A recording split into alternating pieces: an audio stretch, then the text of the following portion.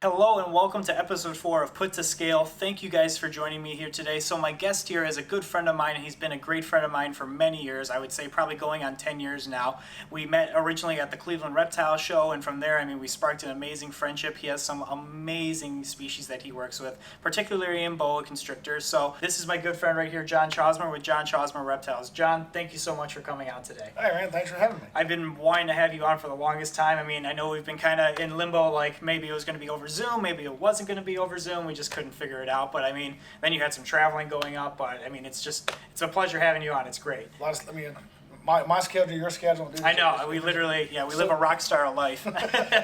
Literally. Oh my gosh. So for a lot of people that don't know you, tell me a little bit about like your story getting into reptiles and to where you are today. Like everything, like most people, I feel like my father was a big influence to me. I lived in basically a small residential neighborhood with the trees and creeks in the backyard. Dad would take me down to the creeks catching black rat snakes, water snakes, whatever. And the stories he would tell me about the stuff he's seen, it triggered my interest and everything. And so I was never allowed to own a snake until I was like 14 years old. Mother wouldn't let me have one, but I'll never forget. I was in the 6th grade back in elementary school, and a buddy I was good friends with had a baby boa constrictor. I went to his house, and to me that was just like the coolest thing because living in Ohio, I only seen the native stuff that was local, so I never got to see any exotic stuff besides what you see in the zoo or but I was never able to handle it until then. A lot of people didn't have their hands on it like they do now. Right. We're talking. Back in early 80s. God, it's been that long. Yeah, right. It feels like forever. So yes, everything was being brought in, and when I seen it, it's just once I held it, I was like, I gotta have this, and it's just triggered me ever since. I started the boas. I had a little bit of everything. I've had boas, kings, corns, milks, rats, whatever, ball pythons, Burmese pythons. What's funny is now the boas is what I enjoy and do mostly. But the Burmese python was actually the first thing I ever bred. Really? So accidental. Okay. Obviously you throw two together. Yeah, I was gonna say. But at the time, I didn't know. I knew how to sex them or whatever, but I didn't know nothing how to breed. Yeah. I was just throwing stuff together, seeing what. So I guess you wouldn't call it an accident. I was trying, but I didn't know 100% what I was doing. Once I had my first boa litter, and they had the live bearers, it just totally new thing, and that's the route I went. Huh. So then you were at the time doing breeding Burms and boas, like. I bred consistent? Burms only for a couple years, okay. And I enjoyed the Burms. I still enjoy Burms. Yeah. That's a lot. For me, it's a lot of snake. To get access to all the rabbits and everything, it's just a little much for me. Sure. So, living where I live now, I'm able to raise my own rodents. So, and extra large rats are perfect for a Burmese python, but they're also even better for a boa. I was going to say you have the happy medium between like not too large of a snake, but still pretty large of a snake, with the boa. Right, and I think I enjoy the boas more. I wouldn't say more for any specific reason, besides one of the first things I ever got my hands on. And it's just, been the love for them. Uh-huh. But the fact that it's an animal that, I can handle on my own. The Burmese, everybody's got their own unwritten rules, but, usually it's, one person for every 10 foot of animal. And that's a big animal, they're, gentle. It's a heavy animal. They're gentle giants, they're great. But, the boa is the animal I can walk in my room, I can, do what I want, handle what I want, move what I want. And their personality and they're just more active, I think. When did you become more so like locked into wanting to breed like boas more inclusively rather than the boas more? exclusively? I'd probably say right around 1994, 1995, right around then. That was right after the birth of my second child, my daughter. I was a single father for many years, but the boas, I had the boas, I produced them, and so it was right at the same time. I think it was 95. It was 95 when I produced my first litter. Wow. And it was just I think I've only produced one litter that year, and I think I produced a litter of boas every year since then. Nothing like I do now. Yeah. Before that was I'd get one litter a year, maybe two a year. And were these like common, or were like what were? Yeah, these at the time? my first litter I ever produced was a common litter, just plain Jane common. Boa constrictor, imperator, however you want to pronounce it. Everybody pronounces it differently. Sure. I'll never forget, because that's back when Peter Call was producing the albino boas, And to me, the albino back then, the albino boa was the pinnacle thing to have. Right, that was a There crown no, jewel. Yeah, there was no other morphs. It was just, you had your Colombians, you had a few Central American things, and then you had the albino boa, and they were super high dollar.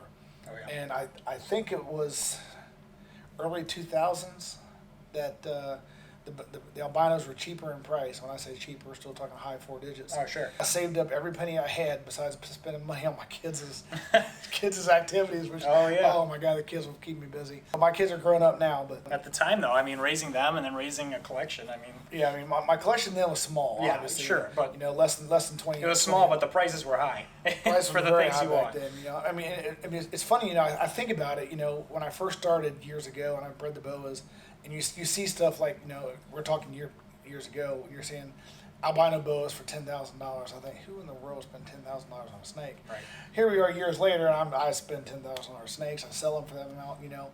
But I had a guy that lived in the Toledo area that produced a litter of albino boas, and I drove all the way up there to him in the middle of the night. I don't think I got to his house until midnight, and it was just like this pinnacle thing. I had to have it, and I get there, I got it. I brought it home. It was a female. I bring it home. I quarantined it, and I'll never forget the time my parents were still alive then, and they were like, "What are you gonna do if that thing dies tomorrow?" And I'm going, I'll probably cry. Yeah, right. But I'll save up by no. It's an animal, you never expect. But I mean, that was the coolest thing. And then once I raised There's a dollar sign to it, and then there's the animal. So like, it's kind of like a. I mean, you got to look at it in different ways. Everybody wants their pet, Yes. but it's also a business. Sure. I don't care if the animal's worth $50 or $5,000. I don't care the price. Yeah. They all mean the same to me. Sure. Some The health and quality is always important. always important. I mean, some people will sit there and tell you that they think like, hey, this, do you have more trouble breeding this animal or getting this animal here that's genetic to eat? And I go, I don't think let's just take, albinos for just pure throwing out there. I say, hey, I have a hard time getting my albinos to eat. And I'm like, I don't think you have a harder time getting the albinos to eat. Your mind's more focused on that than you are the normal. So I think it works either way, but that was the focus back then, and it's just grown since then. Now, was it different when you got the albino? Like, was it just like a phone call, like, hey, this is it? Because obviously you didn't have the internet where it's like, oh yeah, just send me a picture over. You know what I mean? Yeah, I totally. I mean, if memory serves me right, as stupid as it sounds, I believe back then there was an ad in the Trading Post. Really? Which I think I know the internet was one time when the internet came out, 92. Yeah, internet came out about like 92-ish. So yeah, it might have been then. I think it was a Trading Post, or might have been might have been a King Snake ad. Okay. I can't remember. When at the time it was. Well, because you figure when the internet first boomed, King Snake came out shortly after, and so it might have been where I found it on there. Again, I wish I could remember. Getting old. But yeah, so I got it. There was no pictures. There was no information. The guy just said I had a couple left. I wanted a male because obviously I wanted to produce a bunch of heads of my own, but he didn't have any. So I ended up buying a female. I raised her up, and then a year later I went to the Tinley Park show. So Tinley Park's been around 20 years now, so you're probably talking 17, 18 years ago. Bob Clark was there, and my goal to go to that show, the only thing I wanted to buy at that show was an albino or a het albino male. That was my goal. I went to Daytona the year before, and nobody had anything. So when Tinley come around, I go up there, and Bob Clark was the only person that had one het albino male boa constrictor. Really? Now, I always hear stories like people around those shows, especially around that time, and I mean, maybe even some do now, but not as announced, but a lot of people would have things set up in their room. Like you had like an after show kind of thing where like people would just kind of be like, oh yeah, come back to my room, and like we have more things. Oh yeah, Daytona was like that, people, because it just there's certain stuff people would have on the table. Then I'm sure there was. I don't want to call it black market stuff, but people weren't allowed to have, but people brought it anyway. Yeah. Back in the day, venomous was that way. Yeah. I've never been a big person for venomous. I owned some years ago, but that's not my thing. But yeah, people would, you would just go down a hallway, and people had the doors propped open, and you just go in there and see what they got for sale. Go to the next room and have for sale. Yeah. But yeah, I said Bob was the only one that had a het albino for sale. Wow. I raised it up, and I'll never forget. It was like 1 o'clock in the morning, and my female gave birth, and the very first baby to come out was an albino, and it was the pinnacle. It was just Now, how often were you checking that? You were probably checking that like pretty often. Oh, Like, keep nonstop. constantly peeking in and stuff. Dude, I mean, I think I have bigger calves, and I walked up and down my steps, and I'm much trying to check the. Because at the time, I had only a 10 foot by 10 foot room in my garage. God. My garage. Yeah. It was tiny, stuff. I mean, trying to everything else going on in my life, I didn't have much time to focus towards the animals as I wanted to. But yeah, so I had a little 10 by 10 room. I know, maybe a total of 15 boa constrictors, and just the one albino female and the head albino male. And back then there was no digital photography. Sure. So I'm using 35 millimeter film, Yep. trying to take pictures of all these animals or this female giving birth, which I was happy to catch it because up until that point, the few boas that I bred, I never ever caught one giving birth. It's just you come down there the next day and you see all the goo and the babies. Yeah. But so that was my first time actually ever seeing one give birth. And for anybody who's older and know about the 35 millimeter film, you're taking pictures. And each roll has 36 pictures, and you're lucky if 4 of them come out non-blur. Right. I was gonna say, yeah. Oh God. Now, like getting into the albino project, was that like when you started getting pretty darn? I mean, it sounds like you got pretty darn serious then, but like when did you? Yeah, I mean, I think that focused it more and made it more serious. Obviously, and I don't want to say money was a factor. Sure. But I mean, if you're in this hobby, if there's any hobby you're into, and you can make money off your hobby, It's only a benefit. It's only a benefit 'cause it just propels you to go further to do more with that hobby. I mean, honestly, like, if there was no money in this hobby, I would still do it. Well, it's like me with photography, I mean, it's great doing things, going out in the field and shooting things, but if I can also sell my work and like No, I agree. see things hanging in people's houses or something like that, I think that's rewarding. You know? It's the fact that you can sell that helps pay for your next trip to go take more pictures. No different than snakes. I'm taking the snakes, I'm producing them, and it's buying me into my next project or better caging or whatever the next level is. So it's not all about just making money. It's all about bettering the animal and making everything work better for Improvements for you. Yeah, I mean reinvesting. you just got to go one step further into the next thing. So like at this point, so you said this was early 2000s and stuff like that. When did it, like, you said it was in your garage. What was the next progression of that? I'm trying to think. The garage, I had a good amount of stuff when I was in the garage. Were you doing shows at this time then? Or Yeah, I mean, periodically I was. There was a small show. There was a show in Columbus, which I've ended a few times. That's back when it was the Army. This was pre 9/11. Was it Okay. 2001? Yeah. 9/11. So yeah, everything back in the Army. So the Army, back then the Columbus show was probably I mean, it was the original monthly show. Right. And then I think Indianapolis took off after that. But so I would do a couple shows a year. And everything I sold, it was word of mouth. There was, the internet was just starting. Right. And for those, these kids nowadays, I mean, not making fun of them, but No, yeah. they don't understand the hassle of having, They don't have the patience like it was before, Everything today is, instant gratification, which, I mean, that's what the world's evolved to. But, back when I was growing up, you had either call or you would have to send a self-addressed stamped envelope to a breeder like, Tom Crutchfield, Bob Clark, Dave and Tracy Barker, and they would send you a price list of what they had.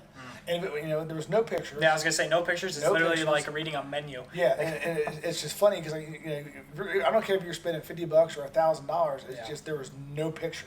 And you'd be on the phone too, be like, "Well, describe this animal to me," and they'll be like holding it and stuff like that. I'd be hearing stories. Yeah, I mean, I'm sure there's horror stories. I'm sure some people got bad animals or. Well, especially with imports and stuff like that. Oh, I'm sure. I mean, and the import thing, import is nothing like it was years ago. Right. It's good that it's not as big as it was. We're not, taking everything. But I mean, the whole reptile trade now, with the way everything's being captive bred, is just there's no need to bring anything in anymore. Sure. Occasionally you get a new morph or something strange come in. New blood or whatever. New bloodline, which helps. But you forget there's a lot of things out there. Like all the island species that there is no other bloodline. Right. So what we have is out there. But the whole self-addressed stamped envelope thing, that was crazy. To think about where we were then and where we are now, and like I said, you spend $1,000 on an animal, and back then there was no shipping reptiles, there was no Reptile Express, no reptiles to you. You had to go through Delta. Mm-hmm. You had to be a certified shipper, and I mean the ease of being at home now to know you can pack an animal, call FedEx for a price. FedEx will come to your house, pick it up, and deliver it to your door the next day. Yeah. And back then, you had to drive to the airport, have everything inspected. It was just, it was crazy. So now, like, were you more so like getting into this and like breeding and the progression stuff like that? Was that more so like self-taught, or was that like, did you have like a mentorship kind of thing going on, or like? No, a lot of, I mean, especially with the boas, I think a lot of stuff was self-taught. Okay. I mean, there were, some local people, a few breeders I had talked to. I mean, most of them weren't really boa breeders. There was one boa breeder in the Cincinnati area at the time who I talked to quite a bit. His name's Scott Cass. I mean, he's out of it now. He sold out years ago, but he was into it for the longest time. But then, I had other people I talked to, like with the Columbus show, I had Robin Amy Zirkle I talked to a lot, still talk to, great friends with them right now, great people. But there weren't a whole lot of boa people in the Ohio area. But I mean, through with all the other species I had, before, I mean, even when I was breeding the boas, I had all kinds of colubrids, some ball pythons, stuff like that, and that's before the ball python craze too. That's a whole other story. But yes, I mean, I talked to a few breeders I'd meet at the reptile show, but again, everything then was still being learned. Even though some people had it down, some people didn't. What was the draw though? I mean, I know you saw like the live birth was pretty cool, but like, was that the only draw to like getting into like doing boas like as a breeder versus like doing like some people would do like educational shows? You know what I mean? Like, I guess with the whole educational thing, I mean, I did some educational presentations. Sure. I think what drew me into that. One of the two. One of the two. I'm not an English professor. I'm a snake breeder. Yeah, right.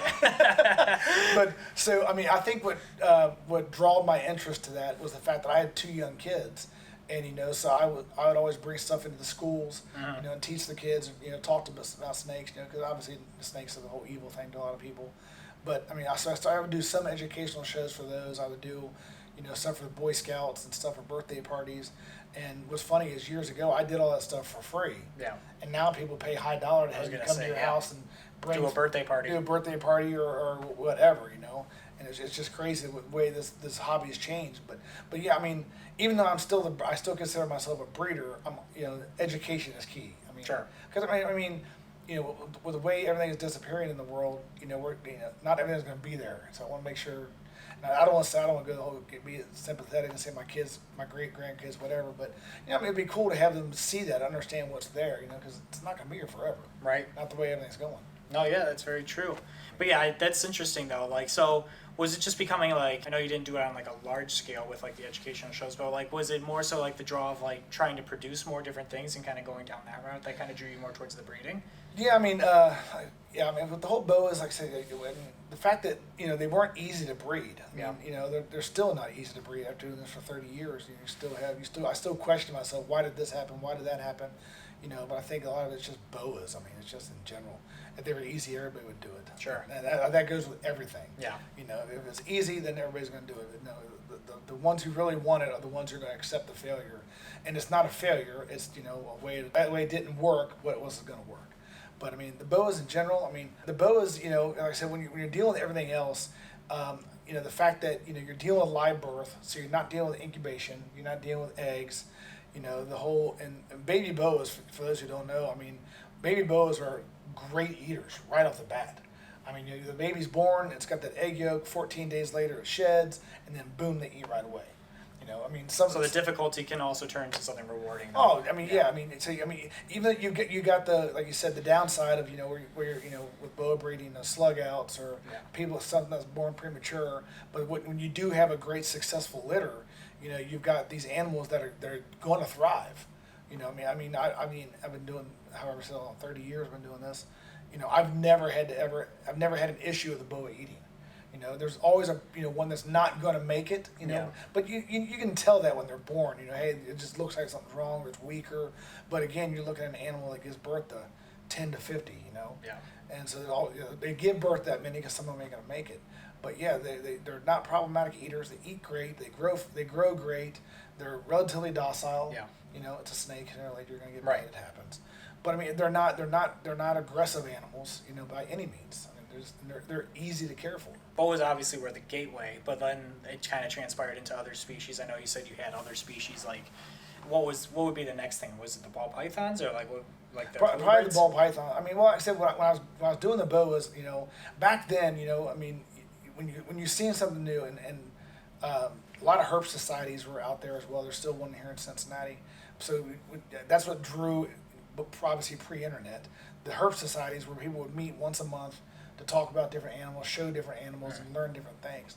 So, but back then, when I had the Burmese, I had the boas, I dabbled into a little bit of everything. It's like I gotta have this, I gotta have this. It's just, you see it, you're like, I gotta have it. Piques your interest. I mean, it's something new, it's something different. Whether it was a corn snake or a ball python or a milk snake, and. Because at the time it wasn't as, the markets were decent in the 90s, but like it wasn't like as hot as it is now. Like where everyone had everything and everything like that, and it's common. And what was nice about it is if you had a wide variety of everything, corns, kings, milks, boas, balls, whatever, you were the central person that somebody would go to for this or for that. Hey, it's like a one-stop shop. Yeah, I enjoyed that. I enjoyed the knowledge I got from breeding all the different species. But the fact that the boa is just everything would just seem like it flowed better with me for that. And I'm obviously now I'm doing the ball pythons as well more because the whole spike in the market with the morphs and when they say there's thousands of morphs of ball pythons, there's thousands of combinations, which is cool. And the boas are there, and I just think like with a lot of stuff with boas, it's the slightest thing that sets them off that we just haven't noticed to see that hey, that might do something. And plus, like you said, it goes back to the difficulty of breeding. Where True. Like a lot of people, it's a very niche versus for people that are breeding it versus like people that are like, the people still keep them like hot. Like they're pretty like common to keep, but they're not necessarily breeding them as much. So there's not many people knowing what there is. Right. And you figure when it comes to people like ball pythons and colubrids, that's an animal you can feed and raise it up and breed it in 2 years. Yeah. It's just amazing that you can get a female ball python to breed in 2 years. You get a male to breed in 6 months. Yeah. It's crazy. But you're looking at an animal that can digest food, it can digest fat really easy, where the boas aren't. Yeah. So, your boas, they're slow growers. They're slow growers. Your males, you can breed a male at 18 months, and I've done it, but I think they do better breeders at 2 years old. Females, I've never bred a female under 3 years old. I don't think that's right, in my opinion. I don't think they're going to get enough size. And I think the ones that do have the size, more risk. Yeah, the ones that do have the size by 3 years, or something that's been fed really heavy, and you can tell by looking at them they're overweight. It's not developed. Right. So boas should have a more of a square body style to them. Mm-hmm. But you're looking at an animal that's normally active, so in the trees, on the ground, whatever. But so yeah, most females you're looking at 4 to 5 years to raise up. So and that's what with the ball pythons, you look at it and you're going, hey, I can if I buy this female today, next year I can buy this male and I'll be able to produce these babies. Well, with boas, you're like, I'm gonna buy this female or produce this female, and you're thinking to yourself, well, what can I do in 5 years? Right. So and you're thinking in 5 years, but in reality it's more like 3 years because now you have to raise your male up. Yeah. So next year you produce your male or buy your male, and you raise him up for 2 years to breed, and then something might change. That's like I've raised a lot of females up. I hold back a lot of females, which is crazy. But the fact that you're raising them up, and then you may in your mind you're thinking, because in this hobby, in this business, however you look at it, you can't think about what can I produce next year. Yeah. You think, what can I produce out of this in 3 to 5 years? It's always long term. You don't have. You do have short term, mid term, long term goals, but True. like you have for projects like that. When you have a baby that you're investing in, it's always long term. And like I said, with the There's no way around the whole long term thing, you're looking at what can I do in 5 years. Well, as you're raising that girl in 3 years, something might change. Yeah. And now you're like, well, now I got to change this, so I can put that male with this, and because you always want to make the. I know. Everybody talks about world's first. I'm one of those people who can care less about world's first. I want to produce the world's best. Yeah, at the end of the day, too, it doesn't matter about the world's first necessarily. It's great for like a publicity kind of thing. But at the end of the day, like, people are still not going to know what that is when they come to your table because that's just a drop in someone else's pool of like wherever they are, and it's completely separate from wherever you are in terms of your market. Right. You know what I mean? So. Yeah, the whole world's first thing is like you said, it's a good publicity thing for yourself, good pat on the back, whatever you want to call it. And 10 years ago, the whole world's first I think was great. Because there's very few being produced. Right. There's everything. There's one being produced every day now. Yeah. So it's hard to keep up. It's hard to if you're the first person to produce an albino or something, hey, that's great. Now you got an albino motley, you got an albino arabesque, whatever, and it's just now you got an albino motley arabesque. So is that technically a first? Right. It was all produced. I guess it is to put all the combos together, but I mean, I would just rather, I want to produce a good looking animal that's quality and just, but. And that's the issue that I think it means still being had, is like it gets to like a competitive kind of way where people are rushing, like you said, like growing these things out fast and stuff like that. It's not necessarily healthy, where not necessarily everyone's doing this, but like obviously people are like pushing the envelope to be like, all right, if we breed her quick, I mean, hopefully we can get the combination to be a world's first, and that shouldn't be the goal.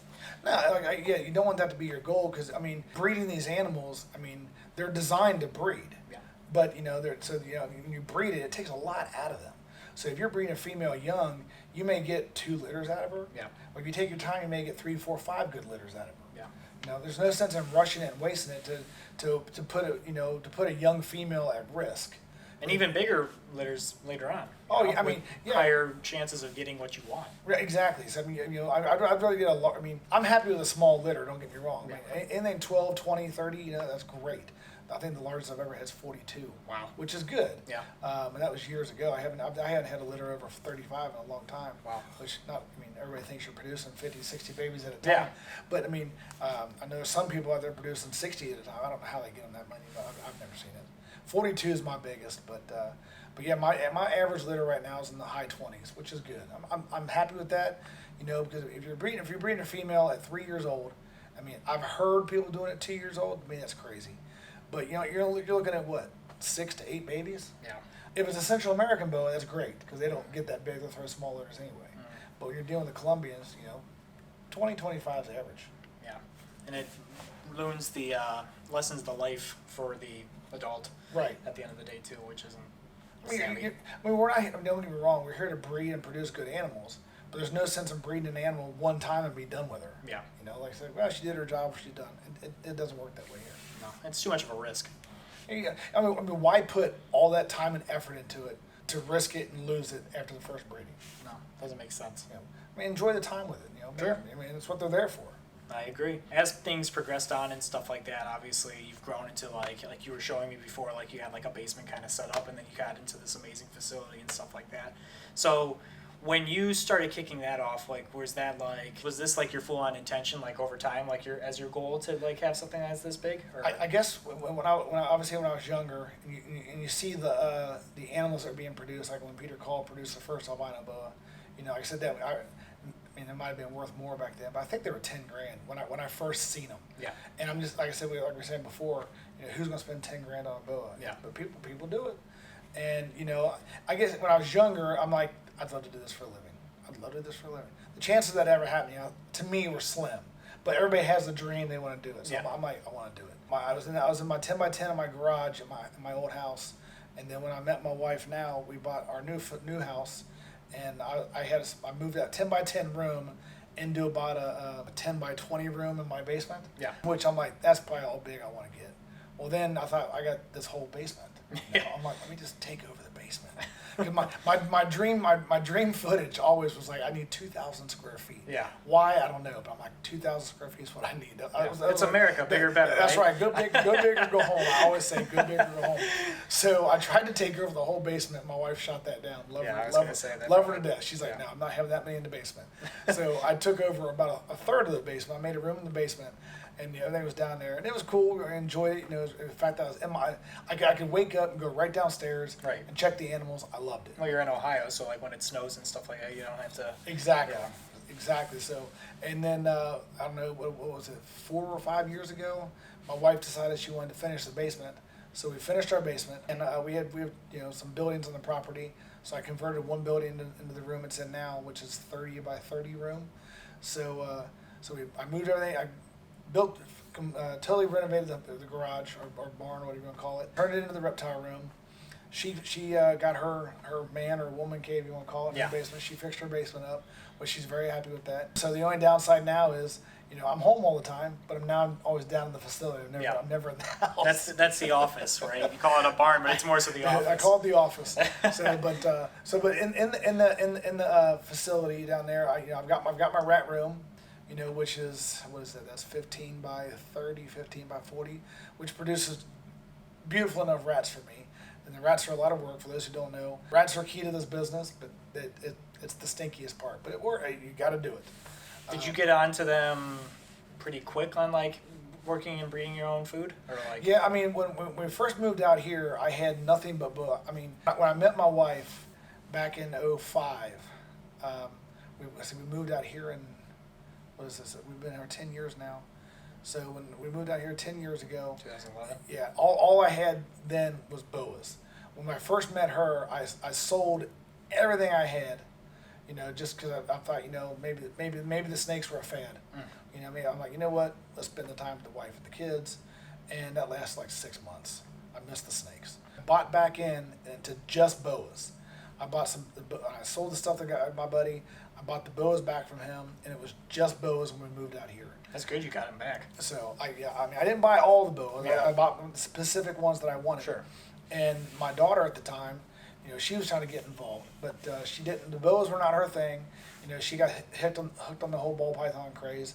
So I was taking her to different shows. We were buying her different ball pythons. Because I'm trying to think, you know, that it makes her happy. a good thing. Get her in. Let's get her activated. You know, get her into this hobby. And so we went out and bought her a bunch of ball pythons. Well, being out here in the country, you know, I'm a good drive from anybody to get rodents.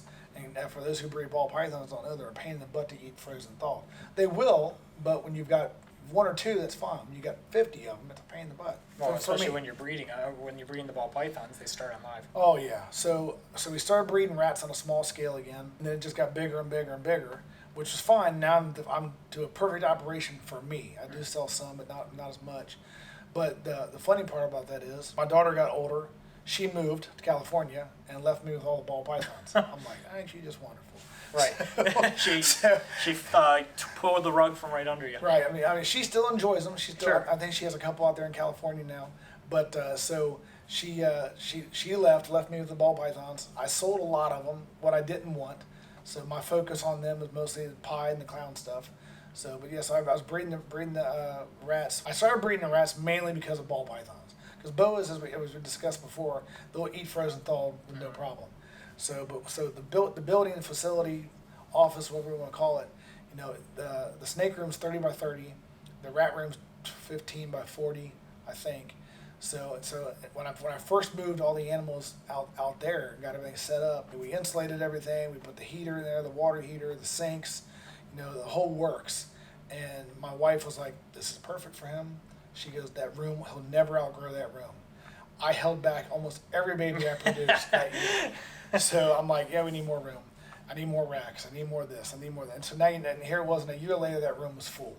And we're talking 1,000 square feet, 900 square feet, whatever it is. And I'm like, there's no way I'm gonna fill this up. But I filled it up in a year, and it was mostly the holdback stuff. Very little stuff that was purchased. And so now that I'm getting bigger, you know, I'm advancing with everything I'm doing, keeping more stuff, this and that. So now we're in the process. I don't want to say we broke ground, but we're just getting ready to break ground on a whole nother facility. Yeah.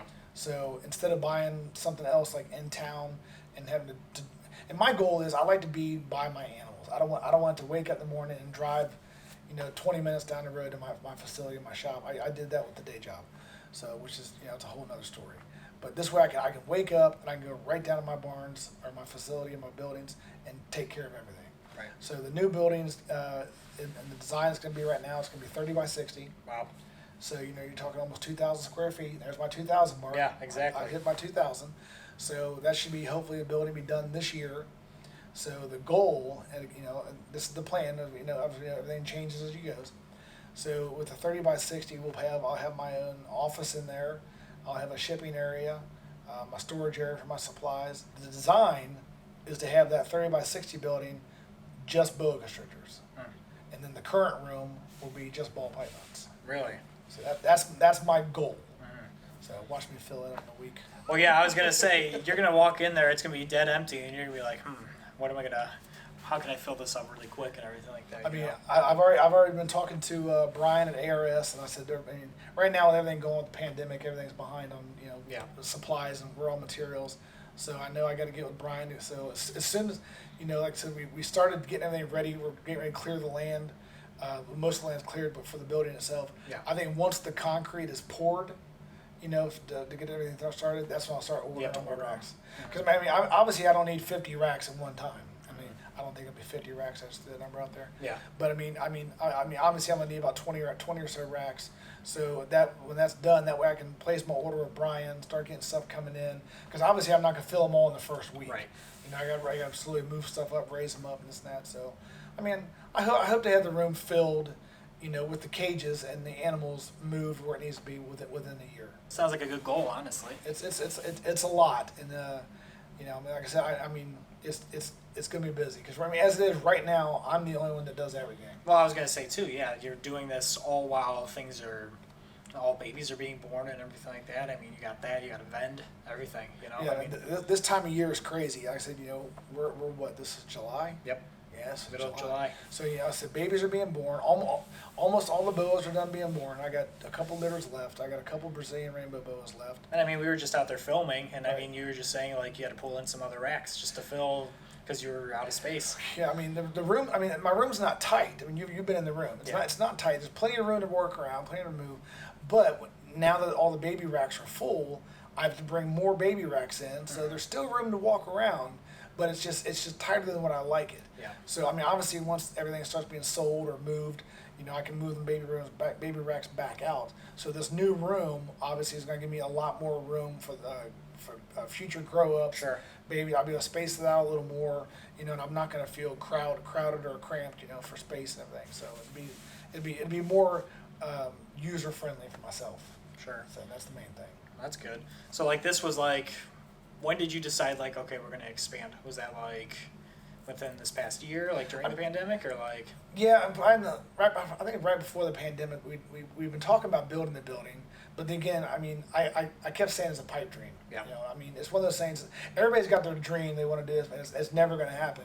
And I mean, I'm still looking at this like it's a dream. It's not going to happen, but it's rolling. It's going to happen. Yeah. And so, but yeah, right before the pandemic, when we were figuring it out, and we were doing the whole design and figure the layout, you know, where what's going to go and make everything work. Of course, the pandemic hit, and the prices of materials shot through the roof. So my price of my building almost doubled. Yeah. With everything that's going in. When I say doubled, I mean buildings aren't bad, but between the price of lumber, the price of metal, insulation, you know, then I got to figure all my water is going in there, all the electric is going in there. Another thing people don't think about is power outages. Yeah. Need generators and anything. Oh like that. man.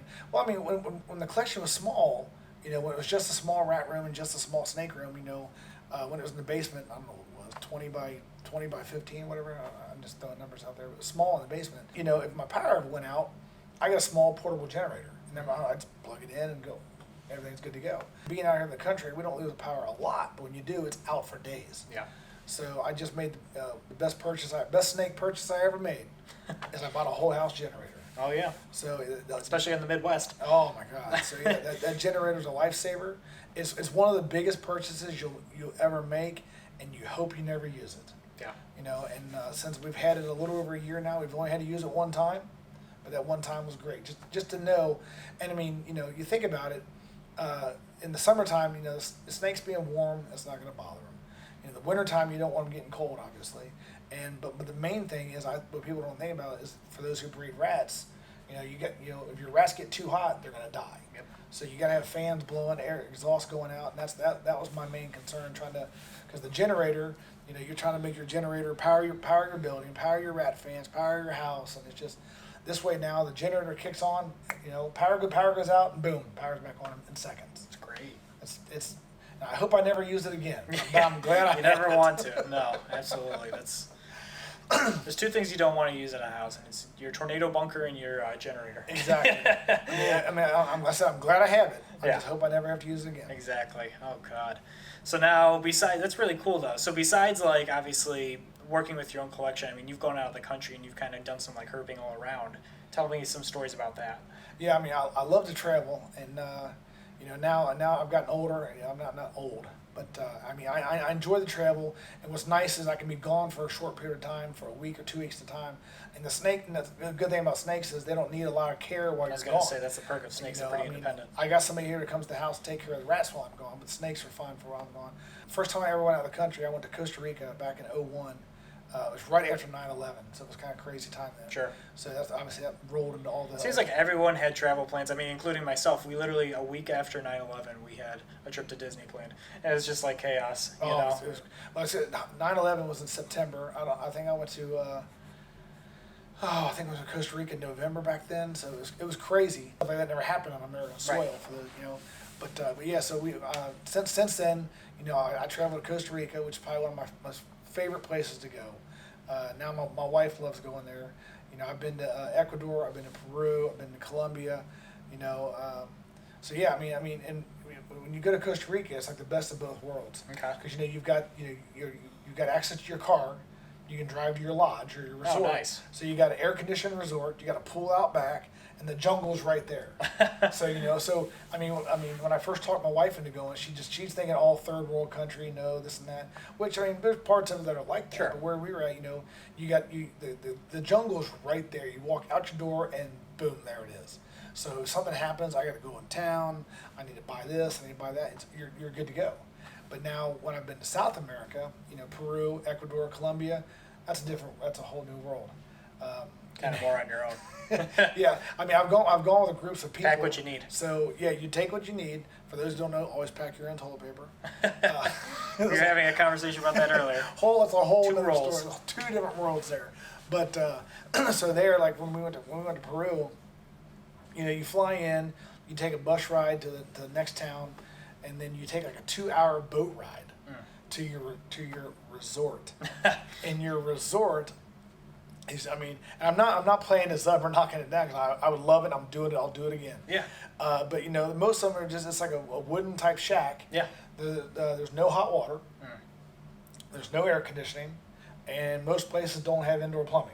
Oh, God. So I mean, that's not most people's idea of vacation. Sure. Most people want to go to the drink with a fruity drink Right. and a little umbrella On under the drink. beach. That's not me. I mean, I enjoy that, but being in the jungle is a whole new world. When people hear you go to the jungle for vacation, they go, "Why would you want to do that?"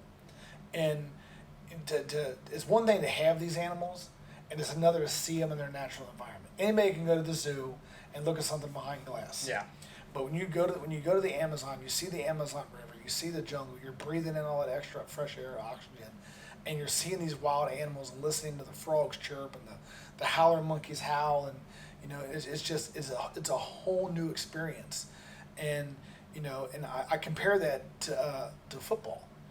Stupid analogy here, but if you ask somebody if they would rather watch football on television or go to the game, they're going to want to go to the game. No, that makes sense. I mean, don't get me wrong. Sitting at home watching your television, you can drink your own soda, you can drink your own beer, and you can have your own drinks, and it's cheaper. But you're not getting the whole. It's like watching Planet Earth, seeing the Amazon through that, you know, Yes. but versus like actually being there and experiencing I mean, it. It's a whole other thing. it's take it all for granted until you get there. You're like, this is a whole new world. We always say it with things, but like pictures don't do things justice or Never. anything like that, you know. I mean, like I said, when you go to the Amazon, yes, it's hot, yes, it's humid, but I mean, you learn to accept all that. Yeah. You know, because people down there for thousands of years been living there. Yeah. But it's just to see the animals in the wild and understand them, you know, and it's not just snakes. I mean, I go there, you know, I'm constantly photographing birds, photographing frogs, change the atmosphere, you know, the whole different food. Yeah. I mean, it's a whole experience. No, that's incredible.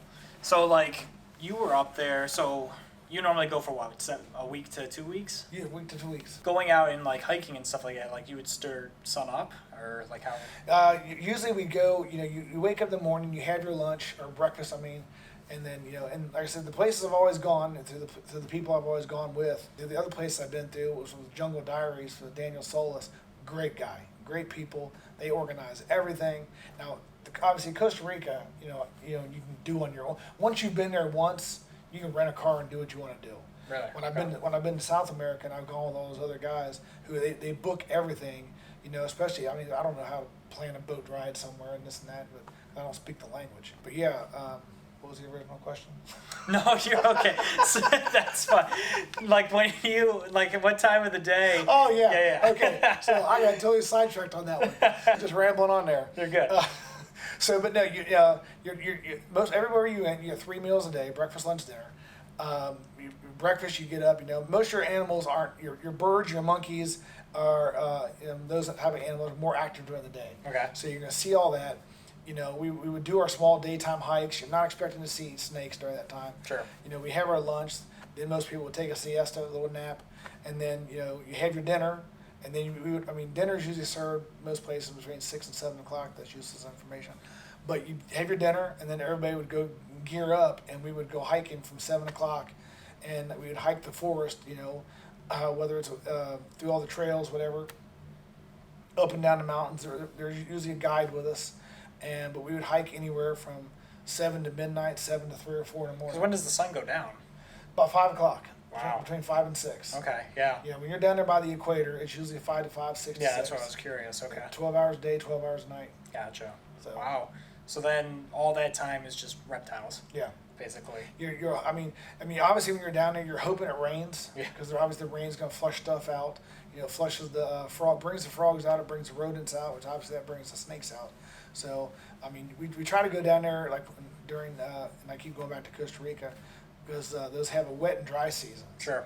So, I think the wet season starts May through September, if my memory serves me right. So the best time to go down there is like at the beginning of the wet season or at the end of the wet season. Okay. Because obviously you don't want to be down there during a monsoon. Yeah. You want to be down there, right when everything's going on and off. So that's usually when we plan some of all the trips are being planned. But yeah, nighttime is when everything's active. Really? You'll hike all night. There's times you won't find anything. Yeah. And there's times you find stuff left and right. I was gonna say, yeah, you would constantly be posting pictures. Like you'd be like, I found this and I found that. Yeah, whether it was a reptile or an insect or something like that. Yeah, and everybody thinks you're going down there to capture stuff and bring it back, which we don't bring anything back. Right. Obviously, depending on what it is. Everything we go down there, we find it. Whether it's flipping logs, moving leaf litter, seeing stuff in the trees, whatever. And it's amazing how many times you can be walking down a path and just a snake will just go right across the path in front of you. It doesn't happen all the time, but it does happen. Everything's down there. We usually go down there, we find it, we capture it. Some of it, depending on what it is in the area and what's allowed, you'll photograph it right there, or we can bag it up, bring it back to our resort. That's the wooden shack we live in, with no air conditioning, no hot water. And we'll bag it all up. Then the next day we'll have your breakfast. You wake up, and then we spend hours just photographing animals. You photograph them all, and then that night you take it and release everything back into the wild. We try and release it back where we found it. Huh, that's pretty cool. So what's the coolest thing that you think you caught to capture and see? Oh, caught to capture.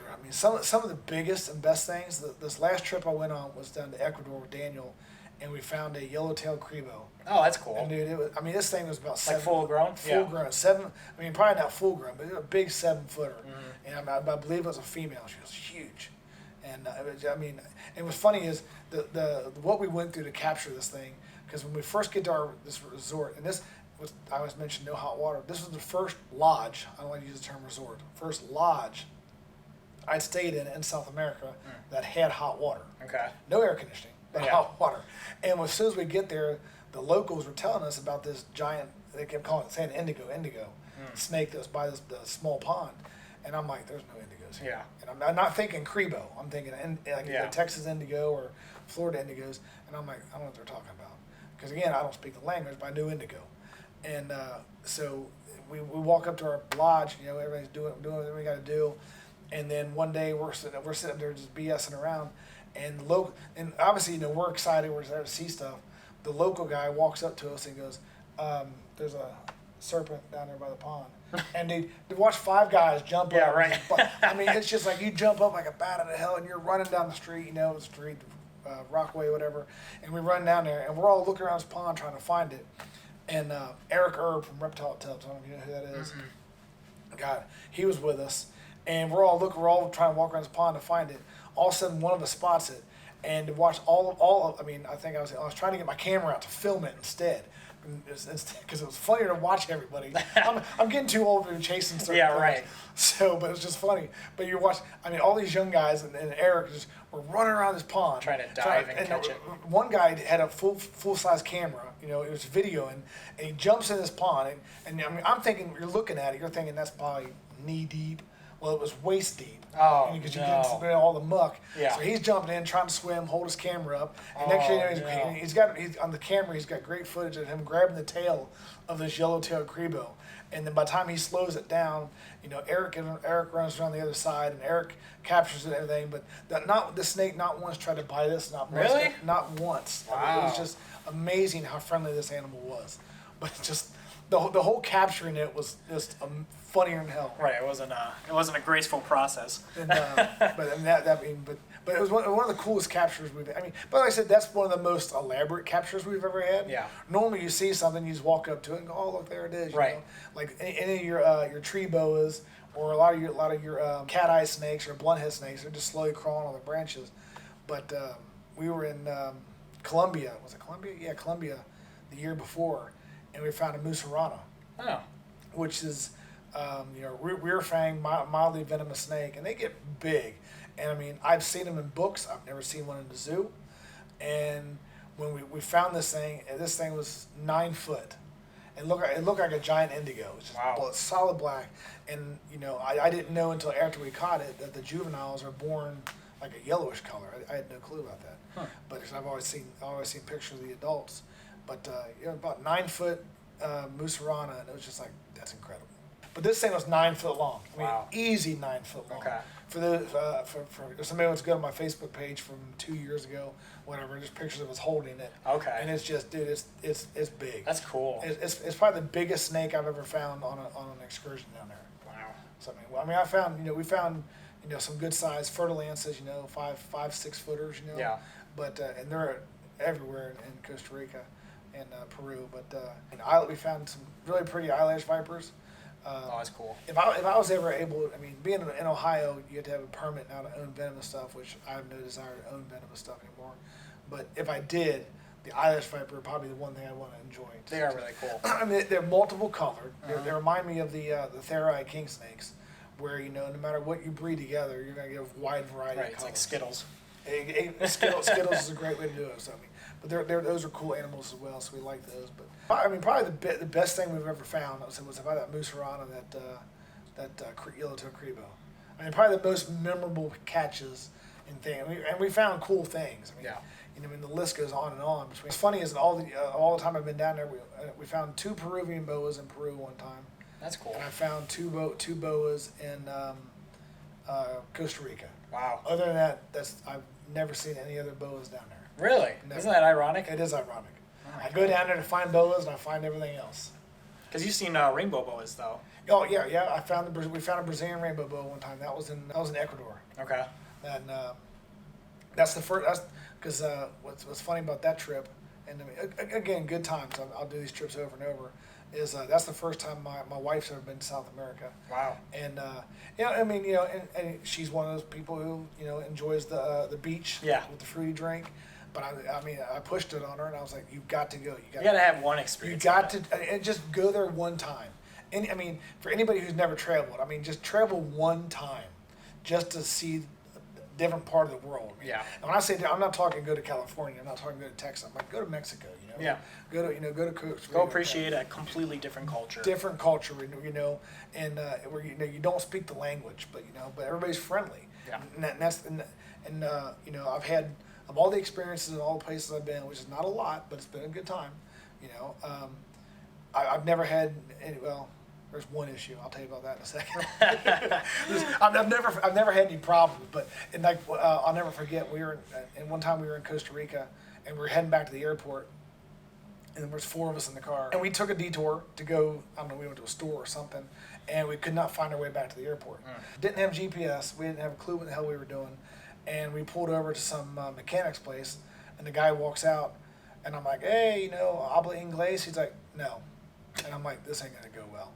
And we sat there for, I don't know, 20 minutes talking to this guy. And, with no communication, I speak very little Spanish. Yeah. Very little. He spoke no English. And after about 20 minutes of talking, we knew how to get to the airport. Wow. Granted, between drawing pictures. I was gonna say, yeah. But it was just not it was just like, and they call it Tico time down there, which is kind of funny because nobody's in a hurry. And so what I mean by that is if they say, hey, we'll be there at 2:00 to pick you up, they might not show up till 3. Oh They're God. just not in a hurry. But they're great people. They're hard workers. They're just not in a hurry. Going back to the whole bad thing, which Yeah, it was a bad thing. It's not a bad thing. And people talk about going to other countries and having bad experiences, or I feel like people are going to try and kill me or whatever. Yeah. I've been to Costa Rica, no issues. Been to Peru, no issues.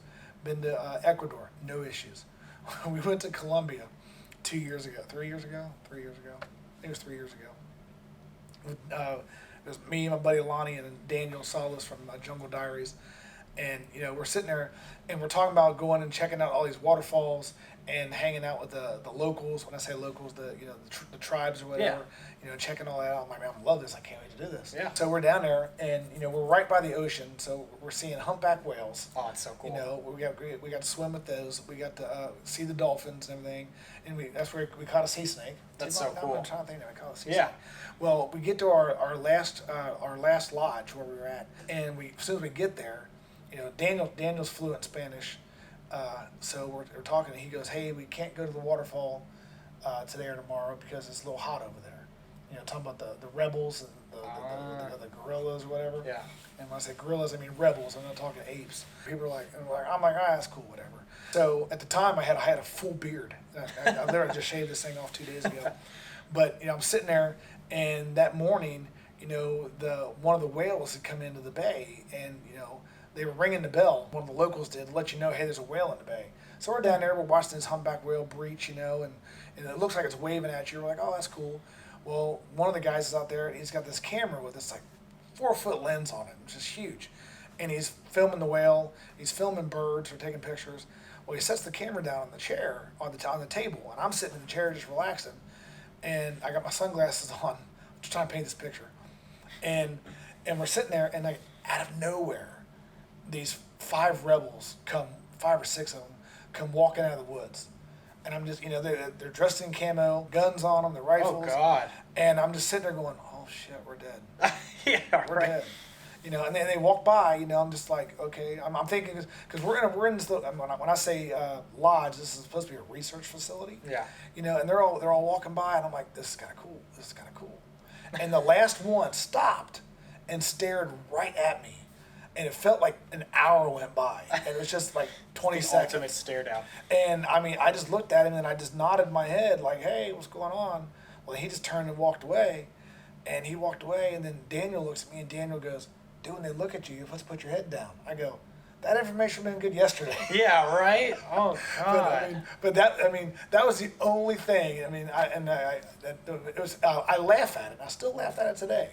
But that's the only thing I've ever had that was like any concern back then. Oh, God. Yeah, I could only imagine just the tension. He was just expecting that. And, oh, God. I'm like, this is not how I want to go. Yeah, right. Can I just go back in the water with the whales? Yeah, I was going to say, could you imagine we walked towards you and I've been like, no habla. But you would have been better off with a fruity drink in your hand. I might have been. I was on the beach. What the hell?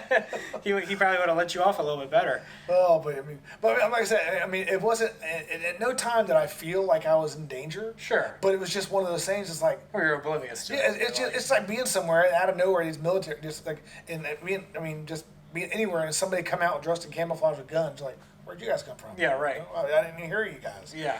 But they're just doing their patrol. That's their area. And as long as you don't bother them, they don't bother you. Yeah, that's kind of cool. You lived. Yeah. And I would go back tomorrow. Yeah, sure. Totally go back tomorrow. Now, where would be the next place that you haven't been that you would want to go to? Oh, next place I want to go to. I've got multiple places I'd like to go to. Yeah. The wife and I just started doing scuba diving. Yeah. So with me doing scuba diving, that gets her more involved in, because that way we can travel to places she wants to go, and I can still do things I want to do. Mm-hmm. So that's always my goal. If we ever go somewhere else, I get one day to do what I want to do. But this way here, I can get her in scuba diving, so that way we're still in the water, Sure. still by the beach or on a boat or whatever. So we took that. So we're trying to go to. My dream is to go to Australia one day. That'd be cool. I do want to go there, but my next 2 big trips that I'd really like to do is Indonesia and Galapagos. Yeah, that'd be cool. So I know Daniel. He's actually booking a trip to Galapagos, but it falls on a weekend I can't go, and I'm Well, really, I'd be real. I am hurt over that one. I'm not gonna lie. I'm hurt that I can't go. Yeah, tell them to reschedule it or something. Yeah, right? so they're. I mean, I think they'll do another one. Yeah. But they're supposed to be planning a trip to Indonesia in the fall. So we'll be able to hit Komodo Island, Java Island. But either we'll still go out there. I've been trying to do that trip for 3 years now. Yeah. It just everything keeps getting canceled, and the corona's made everything worse. So if everything goes well, we're supposed to go there this fall. That's the next big one.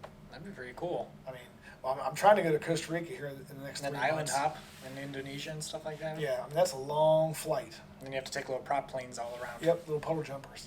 But I mean, Yep. that's not bad. I mean, what's funny about the puddle jumpers, I've never been on a little puddle jumper before until we were in Colombia.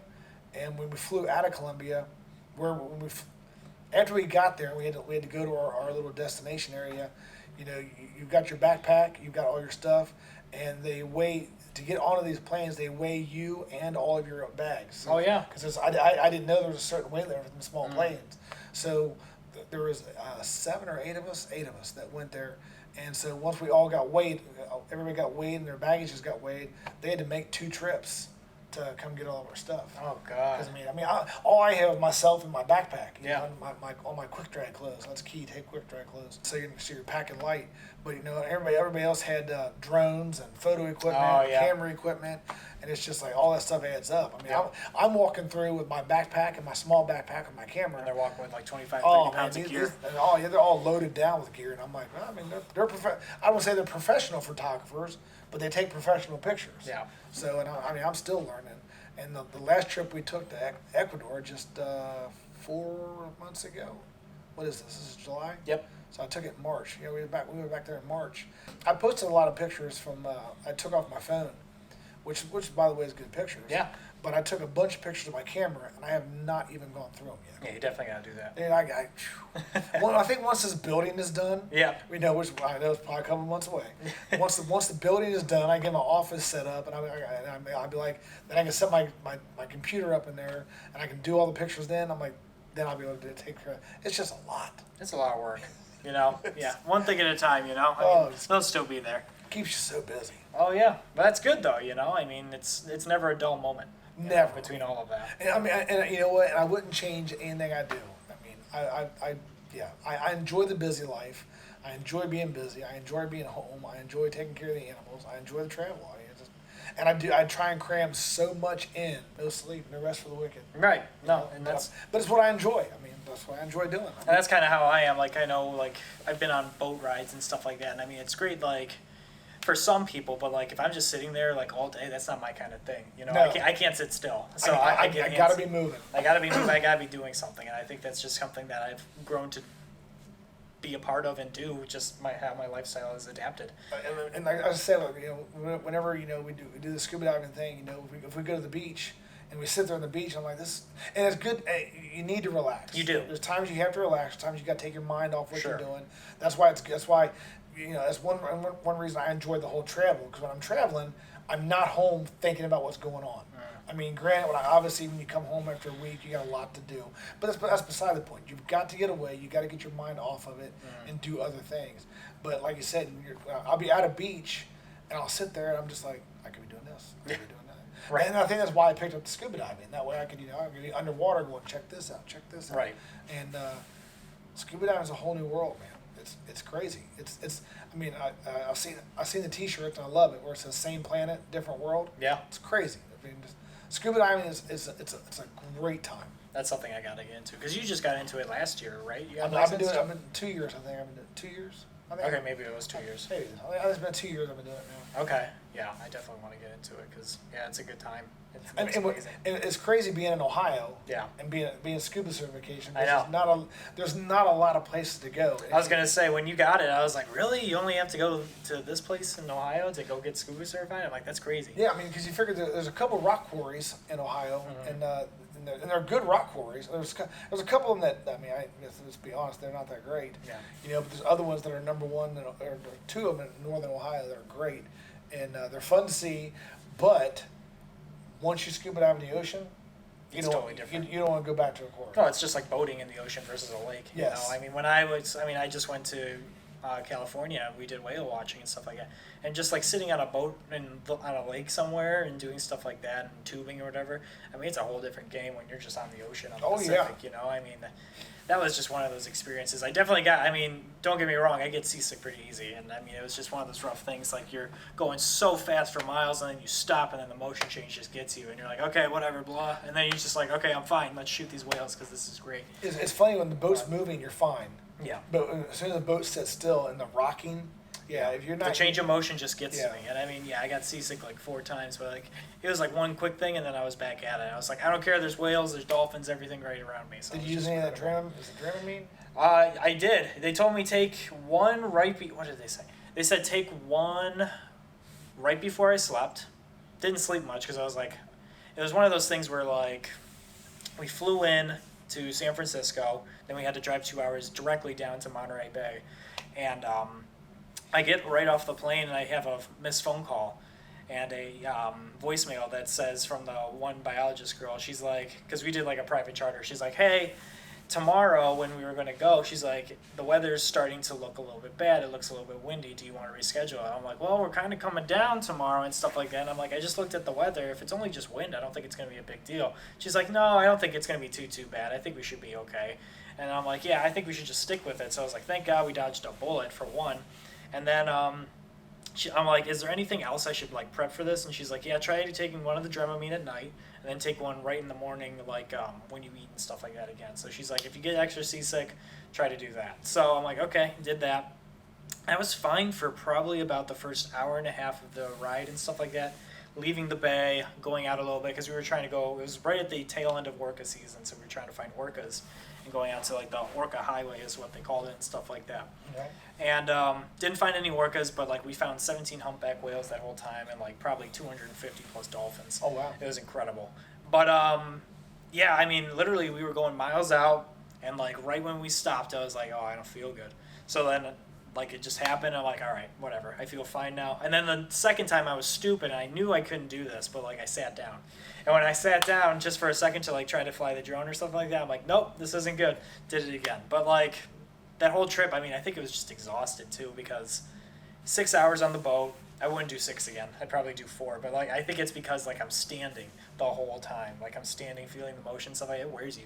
It takes a lot out of you, man. Yeah, you definitely got to do it a lot more to build up that tolerance. But boating takes a lot. And what's funny is the last diving, was it diving? I went to Key West and went scuba diving. yeah, And, you know, I mean, when you do, if you're doing diving, you're diving 30, 40 feet, 50 feet, you know, your recovery time is obviously a lot shorter. Yeah. And you're going from, you know, one spot to the next. So by the time you get back in the boat and you shoot over to your next dive spot, you know, you're like, okay, now let's gear up and we'll jump back in. We dove the Vandenberg down there, and the Vandenberg's one of the sunken ships. Yeah, so the deck of the ship's 104 to 105 foot down.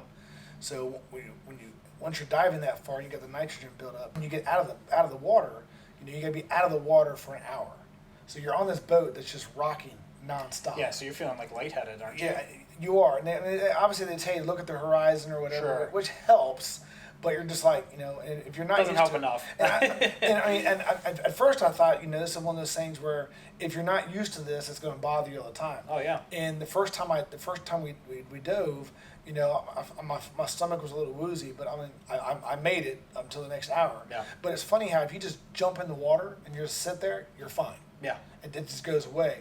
But I'm thinking these people do this all the time. They never get seasick. No. And we went out there 2 or 3 days later and did the same dive again, and I watched 2 of the deckhands get sick, and I'm like, oh, it's not just me. So, Right. but, I mean, No, it's amazing, you know. I mean, I think the only thing that was like really aiding me was like the sea breeze, you know. I mean, more than the horizon. I think just having that breeze in my face and having that cold air on me, I think really helped me.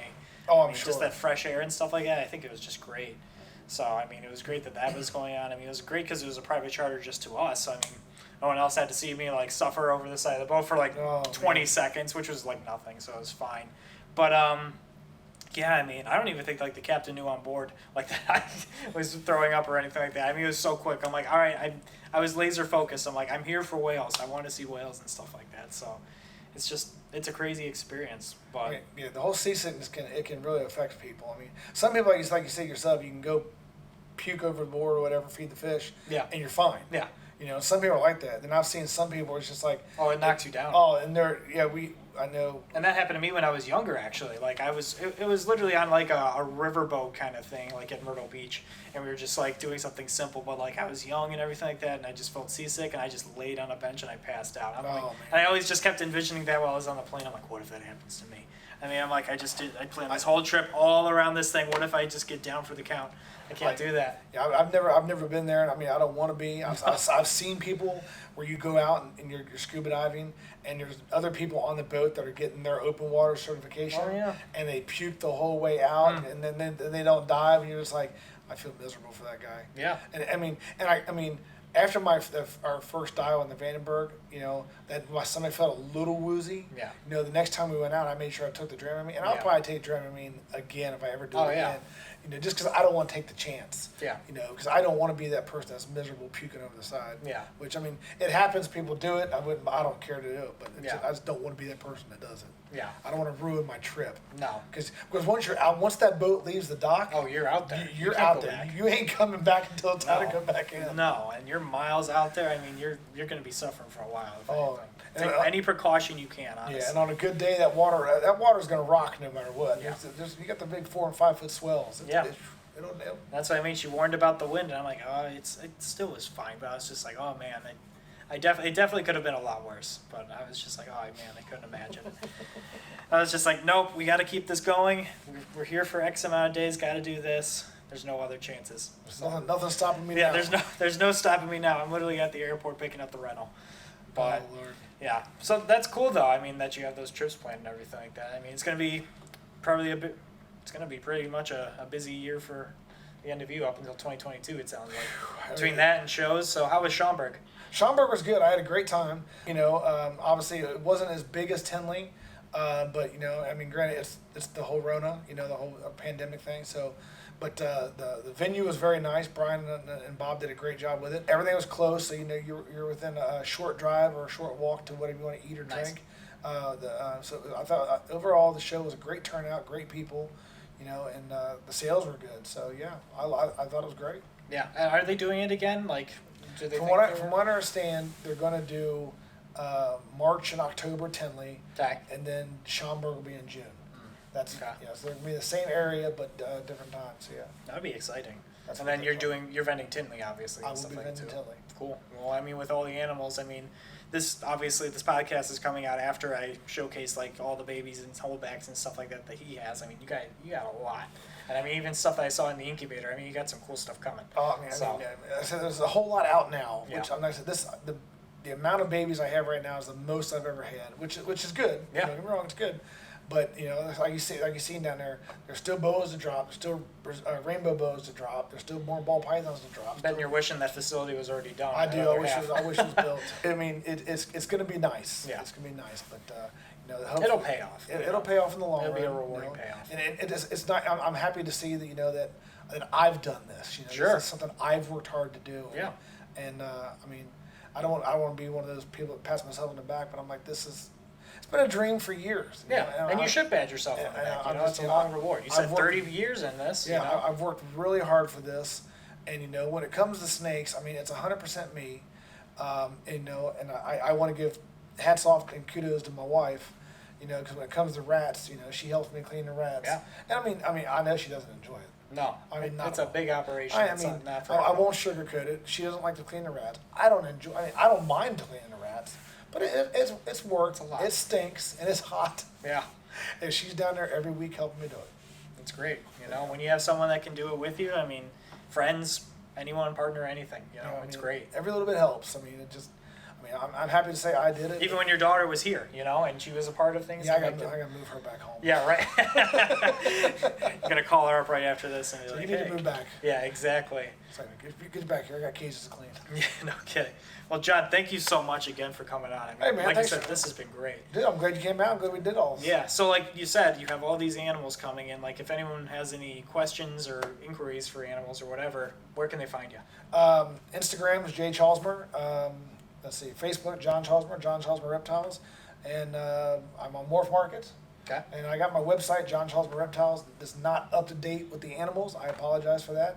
It's a work in progress. I just had it redone. Nice. But every animal that's currently for sale and more coming are on Morph Market. Cool. And I'm trying to get it all on the website as well. But I mean, the website's checked for, you can message me there and contact me. So, Cool.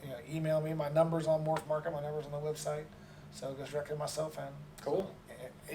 I tell people, if a number comes up and I don't recognize the number, leave me a message. I Right. will contact you back. Yeah, that's how I tell people too. Just voicemail, text, anything. Yeah, I'm quick to reply. That's good. Unless I'm out of the country. Yeah, exactly. Otherwise, you're dealing with the locals and with their guns and their army pants, right? That's a good time. That's a story you should tell your grandkids. Absolutely. We gotta plan a trip. I know Mike Novy, he was on last time. He was telling me he wants to plan like a whole trip down to Costa Rica again. So we gotta figure out something. Yeah, I'm all about it. Yeah. You just say when, let's do it. Yeah, I'm all down. No, he said it would be him, would be me, you, him, Dave Kaufman, and a few others. A few other people. Yeah. So So let's do it, man. we'll figure out something. Definitely. But yeah, like I said, thank you so much Right. again. And thank you guys so much for tuning in. It has been great to come back to this and do these things. I know we've been kind of delayed on these for a while, but we are trying to knock all these out. The goal is to get 12 by the end of the year, so we're going to keep pumping these out and meeting a whole bunch of amazing people like John here and talking to them and seeing their experiences in the reptile and animal world. So really exciting stuff. Thank you guys so much for tuning in. If you could do me a couple favors as well as John,